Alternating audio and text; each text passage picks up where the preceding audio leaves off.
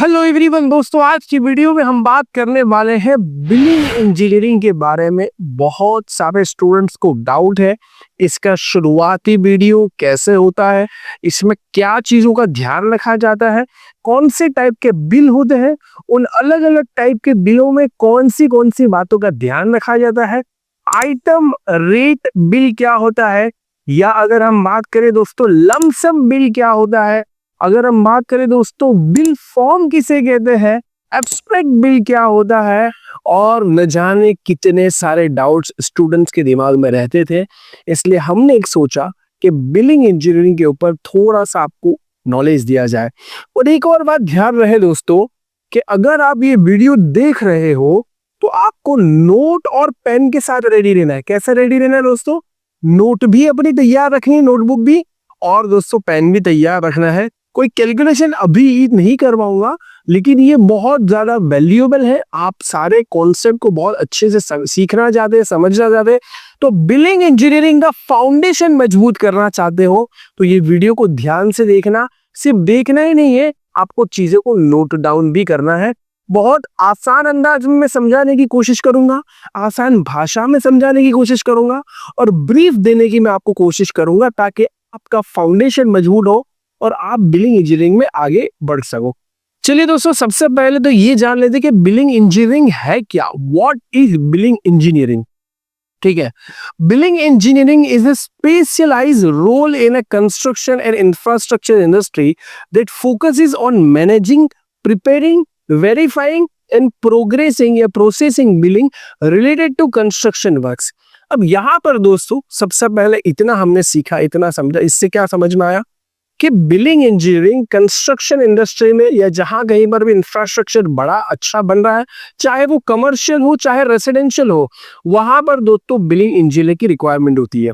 बहुत सारे local site पर नहीं इस्तेमाल होता, वहां पर बिलिंग इंजीनियरिंग का कॉन्सेप्ट इस्तेमाल होता है, लेकिन सिस्टमेटिक ऑर्डर में नहीं इस्तेमाल होता।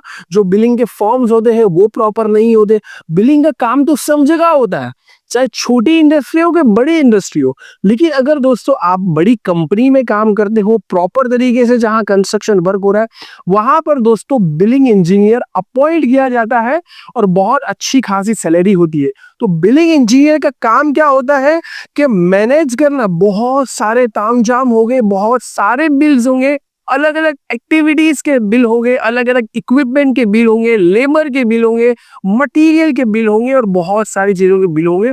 तो बिल को मैनेज करना है, प्रिपेयर करना है, यानी बिल बनाना है। जी हाँ दोस्तों, बिल को वेरीफाई करना है, ये भी बिलिंग इंजीनियर का काम होता है। तो क्या होता है कि कुछ बार कॉन्ट्रैक्टर के बिलिंग इंजीनियरिंग बिलिंग तो बना रहे थे, लेकिन क्लाइंट साइड पर अगर किसी को बिल को वेरीफाई करना हो तो वेरीफाई करने का काम भी बिलिंग इंजीनियर का होता है। उसके अलावा दोस्तों प्रोसेस बिल करना, यानी दोस्तों बिल का जो अमाउंट आ चुका है, फाइनल अमाउंट, वो रिस्पेक्टिव पार्टीज को सही समय में मिल जाए, सही टाइम पर प्रोसेस हो जाए, इसकी भी जिम्मेदारी दोस्तों किसकी होगी? बिलिंग इंजीनियर की होगी। इसके अलावा दोस्तों अगर हम बात करें तो एक इंपॉर्टेंट पॉइंट है, यहां पर आप देख सकते हो, bridge between project execution team and the account and finance department. जी हाँ दोस्तों, बहुत ज्यादा इंपॉर्टेंट है, क्योंकि दोस्तों जो एग्जीक्यूट कर रहा है ना, असल में तो मटेरियल वो इस्तेमाल कर रहा है ना। जो एग्जीक्यूट कर रहा है, जो साइड पर दीवार बनवा रहा है, कंक्रीटिंग का काम करवा रहा है, तो असल में तो एक्टिविटीज को, मटेरियल को वो इस्तेमाल कर रहा है, लेबर को वो इस्तेमाल कर रहा है। उसने कितना कंज्यूम किया, कितना आ गया, कितना बाकी है, ये सब का हिसाब किताब किसके पास होना चाहिए? बिलिंग इंजीनियर के पास होना चाहिए। अगर उसने सही हिसाब किताब कर लिया तो वो हिसाब किताब किसके पास जाएगा? आगे फाइनेंस डिपार्टमेंट के पास जाएगा, जो पैसे रिलीज करने का काम करते हैं और फाइनेंस को मैनेज करने का काम। तो ये बहुत इंपॉर्टेंट चीज है। हमने जितना भी कंटेंट बनाया बहुत अच्छे रिसर्च करके बनाया, इसलिए मैंने पहले बोला था नोट लेके बैठना। तो यहाँ पर दोस्तों बिलिंग इंजीनियरिंग एक बहुत आसान भाषा में समझने के लिए और समझाने के लिए मैंने आपको क्या बताया, it is a bridge between execution team. Execution team में इंजीनियर्स हो गए, डिजाइनर्स हो गए, कॉन्ट्रैक्टर, बहुत सारे लोग हो गए, वर्सेस इसके बीच में दूसरा एक डिपार्टमेंट है फाइनेंस डिपार्टमेंट, जो आपके फंड्स को, अकाउंट्स को मैनेज करते हैं। इन दोनों के बीच में बिलिंग इंजीनियर का बहुत बड़ा योगदान है। Ensuring that the work done on site is accurately measured. अगर एक्यूरेटली मेजर्ड नहीं होगा तो फिर एक्यूरेटली आपका बिल भी नहीं बनेगा। Recorded and billed to the client और सब कॉन्ट्रैक्टर्स। सही टाइम पे बिल देना जरूरी होता है, जरूरी होता है। कंस्ट्रक्शन का फंडामेंटल समझ लो, कंस्ट्रक्शन का रूल समझ लो। टाइम पर पैसे नहीं देते हो, एक दो बार चल जाएगा, कोई जेन्युइन रीजन होगा तो चल जाएगा, अदरवाइज ये आपके काम को हमेशा के लिए खराब कर सकता है, आपकी रेपुटेशन को हमेशा के लिए खराब कर सकता है। इसलिए बिलिंग इंजीनियर एक बहुत इंपॉर्टेंट एंड सेंसिटिव रोल है। ध्यान रखना होता है, जिम्मेदारी से काम करना होता है, चाहे वो रिकॉर्ड रखने का हो, मैनेज करने का हो, बिल बनाने का हो या बिल प्रोसेस करना हो। किसी को ज्यादा पैसा ना चला जाए और किसी को कम भी नहीं जाना चाहिए। जितना उसका हक का है उसको सही समय पर, सही टाइम पर मिल जाना चाहिए। ये बिलिंग इंजीनियर की जवाबदारी है, जिम्मेदारी है।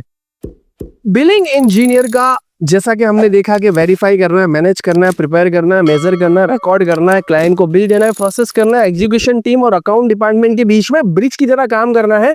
लेकिन दोस्तों इंपॉर्टेंट रिस्पॉन्सिबिलिटीज को अगर अलग से देखा जाए तो कौन सी जिम्मेदारियां निभानी होती है, वैसे तो मैंने ब्रीफली आपको बता ही दिया। तो सबसे पहली जिम्मेदारी क्वांटिटी मेजरमेंट एंड वेरिफिकेशन। आसान भाषा में आपको क्वांटिटी कैलकुलेशन आना चाहिए।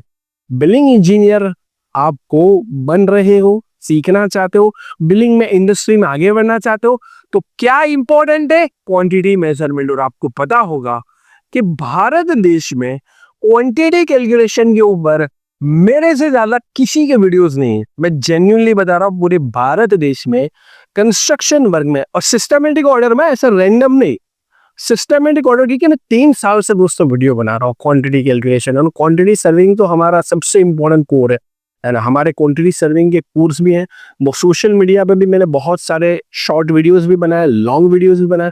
तो क्वांटिटी, अगर आपने हमारा क्वांटिटी सर्वेयर वाला मॉडल देखा है, उसमें मैं एक लाइन लास्ट में बोलता हूँ और वो लाइन ये है कि इसके बाद आप कोई भी क्वांटिटी फाइंड आउट कर सकते हो, निकाल सकते हो, क्योंकि क्वांटिटी कैलकुलेशन कोई रट्टा मार चीज नहीं है।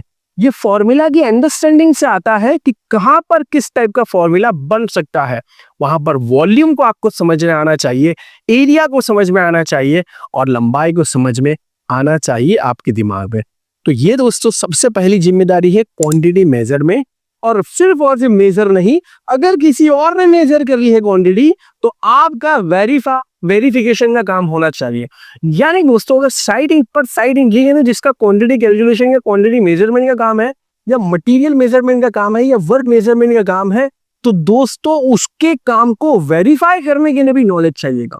एक बात ध्यान रखना, इसका बिल्कुल भी ये मतलब नहीं है कि आपको अगर ये नहीं आता और फिर भी आप वेरीफाई कर लोगे।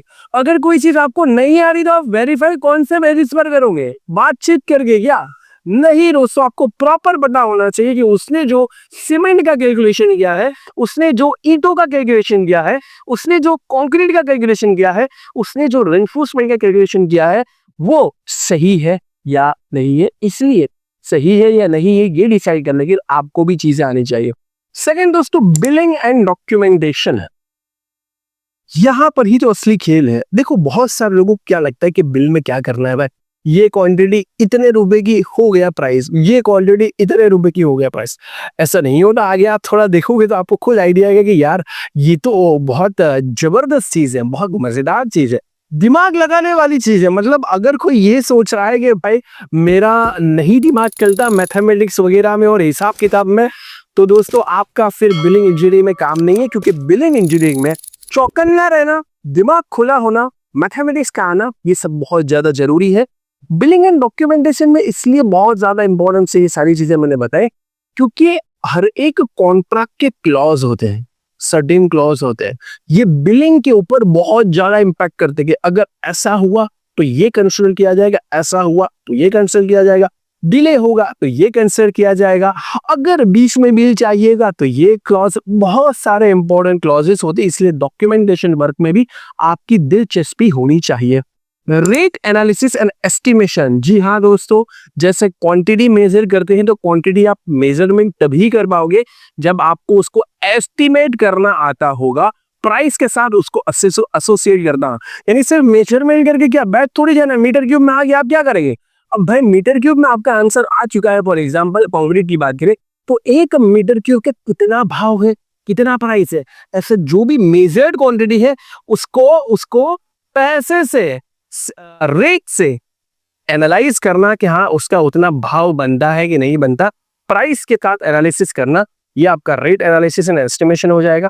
कोऑर्डिनेशन, जैसा कि मैंने ऑलरेडी बता दिया कि फाइनेंस डिपार्टमेंट के बीच में, एग्जीक्यूशन जो कर रहा है उनके बीच में एक कोऑर्डिनेशन मिलाप का काम बिलिंग इंजीनियरिंग का होगा कि हाँ भाई इन्होंने इतना काम किया है, जेन्युइनली किया है और आप इनको इतना पेमेंट करना है, तो फाइनेंस डिपार्टमेंट पे भरोसा रखेगा। और अगर आपने एज ए बिलिंग इंजीनियर गलत काम किया तो फाइनेंस डिपार्टमेंट की गलती नहीं होगी, वो आपकी गलती होगी।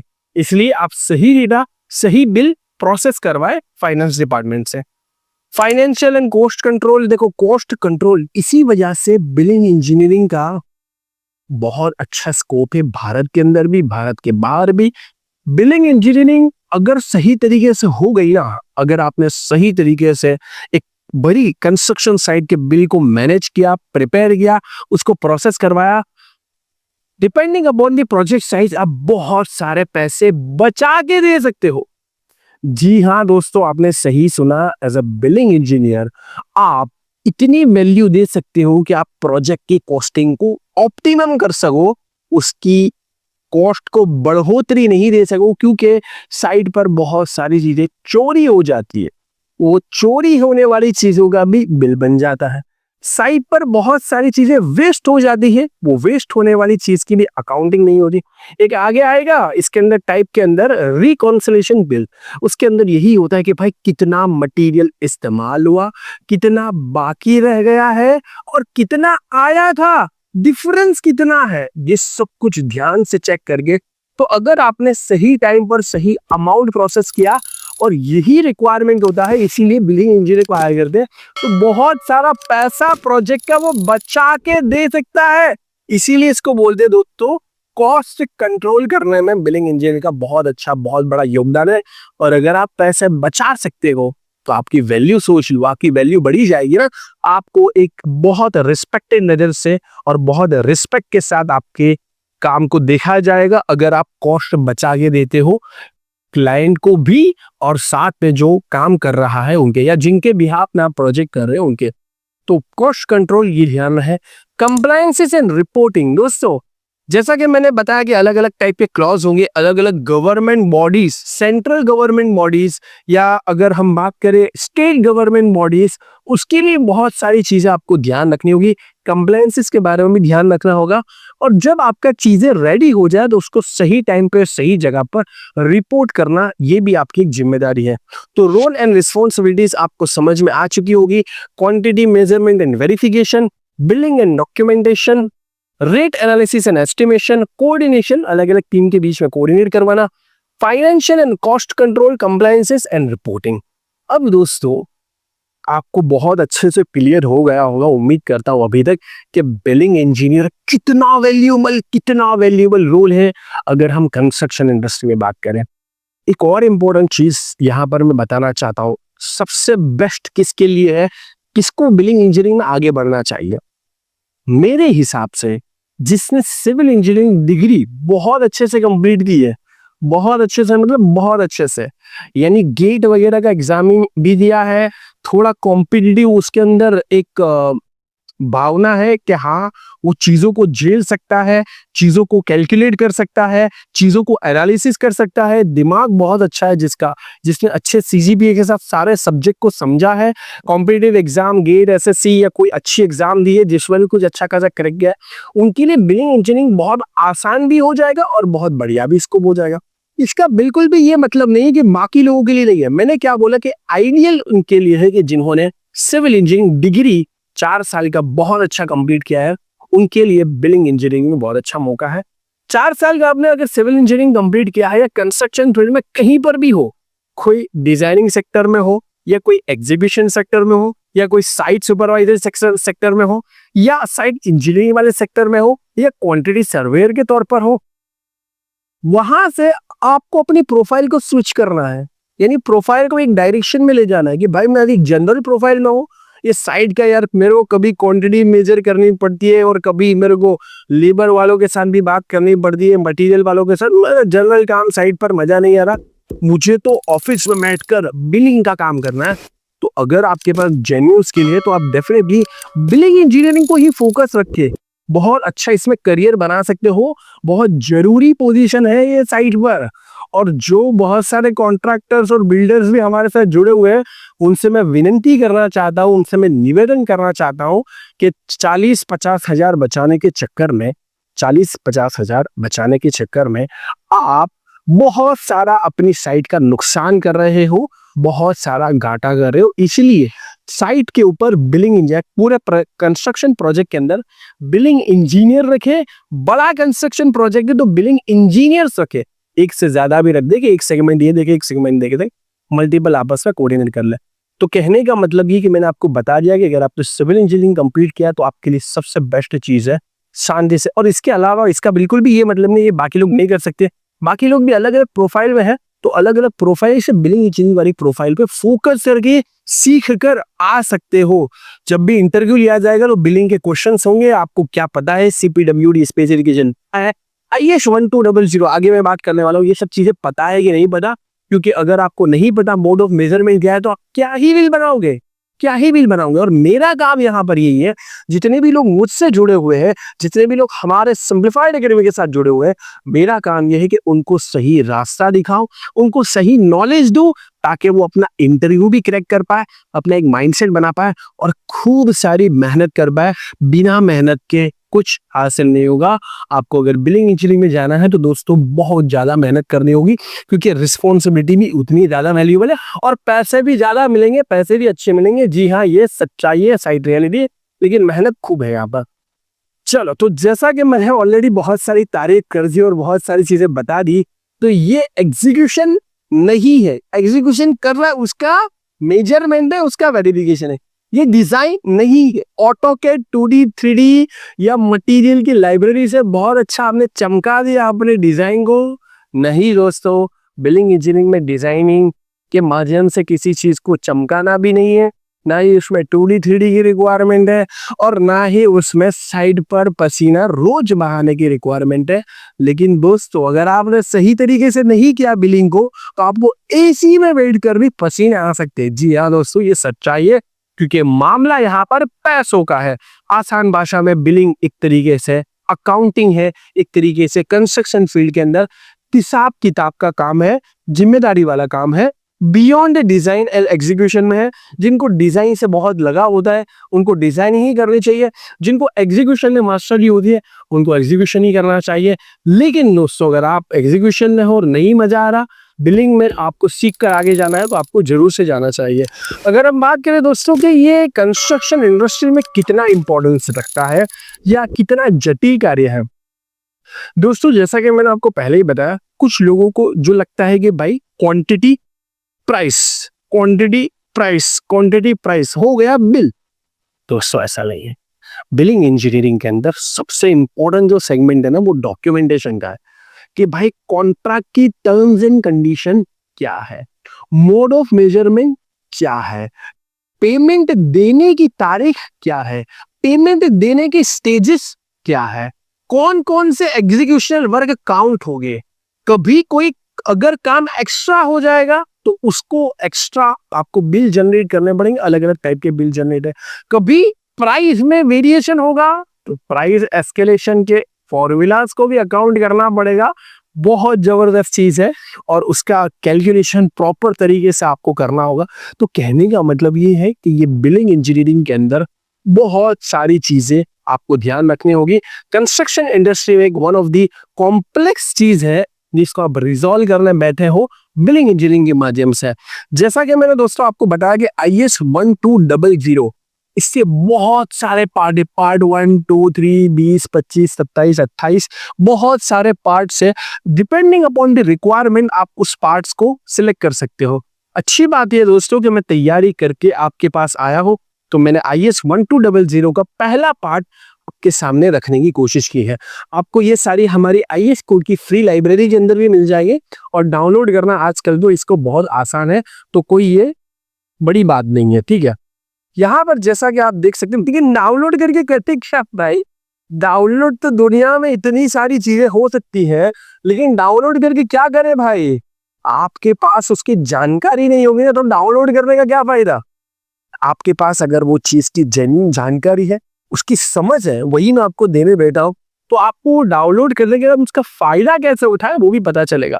तो यहाँ पर दोस्तों आप देख सकते हो methods of measurement of building and civil engineering work, ये है आईएएस 1200। इसके अंदर दोस्तों पार्ट 1 के अंदर किसकी बात हो रही है? अर्थ वर्क की बात हो रही है। ऐसा पार्ट 2 भी है, पार्ट 3 भी है, पार्ट 4 भी है, अलग अलग काम के अलग अलग है। सब क्या करते हैं? मेथड्स ऑफ मेजरमेंट बताते हैं कि कौन से यूनिट्स में क्या क्या कैलकुलेशन होगा इसके अंदर। इसीलिए मैंने एक आईएएस कोड यहाँ पर आपके सामने रखा ताकि आपको थोड़ा अच्छे से समझा पाऊं। जैसा कि मैं समझा दूं, देखो क्या लिखा हुआ है, बुकिंग डायमेंशन। अभी क्योंकि पहला पार्ट है सिर्फ अर्थवर्क के बारे में, तो क्या लिखा है? In booking dimension the order shall be consistent and generally in the sequence of length, breadth and width and height और डेप्थ ऑफ थिकनेस। तो सबसे पहले लंबाई आ जाएगी, उसके बाद चौड़ाई, ब्रेथ बोल दो या विड्थ बोल दो, और तीसरे नंबर में हाइट बोल दो, डेप्थ बोल दो या थिकनेस बोल दो। कितनी क्लियरिटी के साथ लिखा हुआ है। कहीं जगह ये जो वर्टिकल डायमेंशन होता है इसको हाइट के तौर पर लिया जाता है, जैसे कि कॉलम की हाइट। कई जगह इसको डेप्थ के तौर पर लिया जाता है, जैसे कि अर्थवर्क की डेप्थ है। कई जगह ये वर्टिकल डायमेंशन थिकनेस, मोटाई के मामले में होता है। दोस्तों इस तरीके से कितना की ये booking dimension measurement, each dimension shall be measured to the nearest 0.01 metre. Area shall be work out to the nearest, यानी अप्रोक्सीमेटली इसके आसपास का मेजरमेंट होना चाहिए। इतना अगर प्लस माइनस डिफरेंस है तो चलता है। एरिया में 0.01 मीटर स्क्वायर जितना, वॉल्यूम में 0.01 मीटर क्यूब जितना, और लंबाई में 0.01 मीटर जितना। दोस्तों ऐसी बहुत सारी वैल्यूएबल, ये तो अर्थवर्क का है। देखो बिल ऑफ क्वांटिटीज एंड क्या क्या इसमें होनी चाहिए, बहुत अच्छी अच्छी चीजें हैं। अगर आप बिलिंग इंजीनियरिंग का काम कर रहे हो तो एक अच्छा सा अपना कंप्यूटर वगैरह जो भी है उसमें एक सेक्शन बनाओ, एक फोल्डर बनाओ, आईएएस 1200 पार्ट वाइज सब डाउनलोड कर लीजिए, उसको नेम भी प्रॉपर तरीके से दे दीजिए, ताकि जो काम आप कर रहे हो, कभी कंक्रीटिंग का काम करोगे, कभी सीमेंट का काम करोगे, कभी अर्थवर्क का काम करोगे, उसका आईएएस कोड रिफर करो, फिर बिल बनाओ। देखो मजा आएगा कि नहीं आएगा, पढ़ना आना चाहिए। इसीलिए मैंने बोला कि बहुत सारे लोग कंस्ट्रक्शन फील्ड में ऐसे ही आ गए हैं जिनको पढ़ाई लिखाई नहीं आती, विच इज वेरी सैड। मैं कोशिश करता हूँ कि आसान से आसान भाषा में उनको समझाऊं, लेकिन दोस्तों अगर आपको थोड़ा बहुत भी, अब मेरे बहुत सारे ऐसे लोग हैं स्टूडेंट लोग बोलते हैं कि सर ये हिंदी में मिलेगा क्या? आईएएस कोड हिंदी में मिलेगा? भाई कहाँ से, मैं हिंदी बनाऊं तो होए, ठीक है। तो ये अब इतना तो बेसिक लेवल का इंग्लिश तो पढ़ना आना चाहिए, है ना। तो अगर आपको ये इतना आता है तो आप बहुत अच्छे से सेल्फ एनालिसिस कर सकते हो। जैसा कि मैंने बोला कि कंप्यूटर के अंदर फोल्डर बनाओ, जो भी काम कर रहे हैं उसके related IAS 1200 methods of measurement को जान लो, उसके बाद बिल बनाओ तो अच्छा काम होगा। तो मेरा काम था कि आपको डायरेक्शन दिखाना, मैंने आपको एक डायरेक्शन दिखा दिए, ये आप और थोड़े से क्लॉज भी पढ़ के बता दिए कि कितना वैल्यूएबल है। दोस्तों उम्मीद करता हूं कि ये जो 20 मिनट आपने हमारे बिलिंग एंड कंस्ट्रक्शन इंडस्ट्री पूरे के पूरे मॉड्यूल के पूरे के पूरे वीडियो सेशन का एक छोटा सा हिस्सा आपने देखा, वो अच्छा लगा होगा। इसमें आगे मैंने बहुत डिटेल में अलग अलग टाइप के बिलिंग्स के बारे में बात की है। ये पूरा अगर सेशन चाहिए तो आपको हमारे सिंप्लीफाइड एकेडमी के एप्लीकेशन पे मिल जाएगा। 0 to हीरो कोर्सेज पैकेज के अंदर ये सारे वैल्यूएबल सेशंस फ्री है, यानी एडिशनल पूरे के पूरे कोर्सेज तो है ही, ये एडिशनल सेशन मैंने अभी रिसेंट में ही आप लोगों के लिए बना है। तो ये सारे के सारे डिटेल सेशन आपको 0 to हीरो प्रीमियम कोर्सेज के अंदर कंप्लीटली फ्री मिल जाएंगे। एनरोल नहीं किया तो लिंक डिस्क्रिप्शन में होगा, अभी के एनरोल कर लीजिए।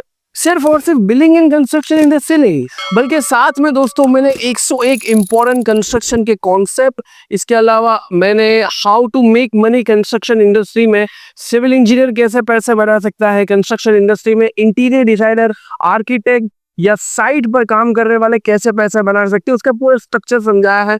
उसके बाद दोस्तों यूनिट कन्वर्जन का मास्टर क्लास तो आपने देख ही लिया होगा, या जिन्होंने नहीं देखा वो सिंप्लीफाइड एकेडमी के एप्लीकेशन पर देख सकता है। पूरा वर्कशॉप सीरीज है, लंबा सीरीज है।